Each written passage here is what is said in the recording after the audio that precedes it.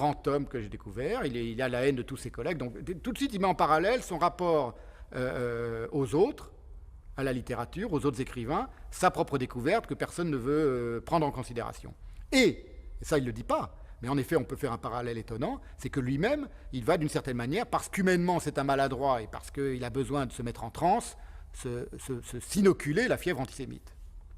En allant fouiller dans le cadavre des pamphlets antisémites de son époque, qui sont légion, et de les prendre en décomposition. Alors, c'est une thèse qui n'est pas mienne, qui a été explicitée de manière très fine par une universitaire américaine de grand talent, qui s'appelait Alice Yeager-Kaplan, à l'époque, qui est Alice Kaplan, qui est une spécialiste, une universitaire américaine, spécialiste de la littérature française d'entre les deux guerres, et qui va expliquer qu'il y a un point commun très, très patent entre le destin de Semmelweis, le destin de Céline par rapport à ses contemporains écrivains, et surtout la manière dont il va foyer le monceau de textes, d'immondices des pamphlets antisémites de son époque pour fabriquer Bagatelle, exactement comme Semmelweis va aller foyer le cadavre à la fin de sa vie en dissection et s'inoculer la fièvre puerpérale.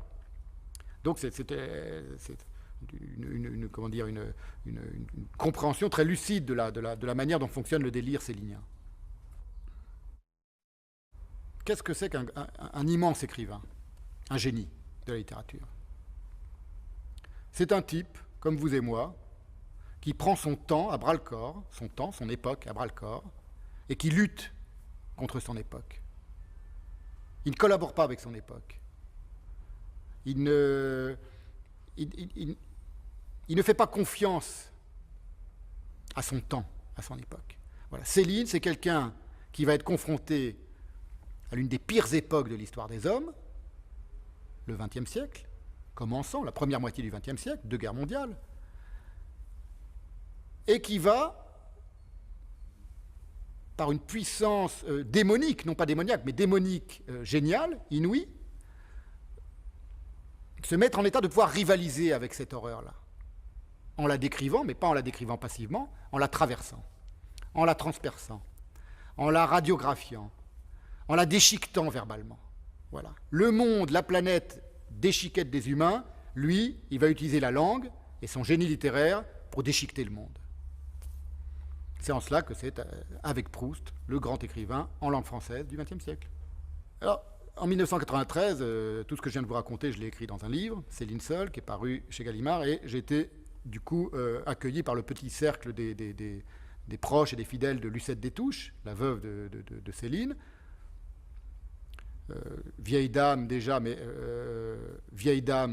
charmante, adorable, très proche du portrait que Céline trace d'elle dans ses romans. C'est la Lily des romans de Céline. C'est, si vous voulez, une sorte de sultane, de muse sage. Voilà, quand on la rencontre, j'étais invité à Meudon, là où a vécu Céline, à dîner avec le petit cercle des fidèles de Lucette Détouche, et j'étais déjà assez enthousiaste, assez passionné par la question Céline, et donc je commence à expliquer en quoi consistaient mes thèses, mes théories, et ce que j'avais écrit dans mon livre, à Lucette Détouche et à l'Assemblée. Et puis je commence à m'échauffer, à parler des rapports entre Céline et la Bible, Céline et les prophètes, etc. Et puis à un moment, j'entends d'une oreille, pendant que je parle, Lucette, qui se tourne vers sa voisine, et qui lui dit, comme ça, et Louis me le disait déjà, il n'y a que les Juifs qui me comprennent. Alors, j'étais pas venu pour rien. Et moi, je me complais dans mon rôle de l'avocat du diable. D'abord parce que, en bon juif, j'aime bien le diable, d'une certaine manière. Chez les juifs, dans le judaïsme, il n'a pas le rôle absolument abject et adversaire qu'il a dans le catholicisme. Et donc, je ne me vois pas en président d'un tribunal condamnant Céline. Mais si on me demandait mon avis en tant qu'avocat du diable dans le procès Céline, je dis acquittement immédiat. Pourquoi? Parce que c'est un génie, mon honneur. Et vous, non. Vous qui faites le procès de Céline, vous n'êtes pas des génies. Voilà, donc acquittement immédiat. Et puis il a tué personne, il n'a violé personne. Et là, c'est plus sérieux. Et surtout, il a fait 2 années de prison, 1 année et demie de prison au Danemark. Donc c'est dire, il a payé pour des crimes culturels, si vous voulez, c'est-à-dire pour avoir écrit des choses abjectes. Donc il a fait son temps en prison, et il a assez dit. Et puis, heureusement, d'ailleurs, qu'il a été emprisonné, parce que ça lui a permis de renouveler sa conception des choses, et que ça n'a pas du tout interrompu son flot, sa verbalité absolument tumultueuse et que ça nous a donné des chefs-d'œuvre. Heureusement qu'il a été avec les collaborateurs qui s'est barré à Sigmaringen pour ne pas se faire zigouiller à Paris, parce que ça nous a donné les merveilleux romans de la fin. D'un château l'autre, Nord et Rigaudon. Vous voyez, donc tant mieux. Je dois dire que si je suis aussi à l'aise dans ma défense de Céline, c'est pour une raison très simple, et qui est assez singulière aussi parmi mes contemporains à moi, c'est que je n'ai pas un demi-gramme d'antisémitisme en moi. J'ai aucun problème avec cette question.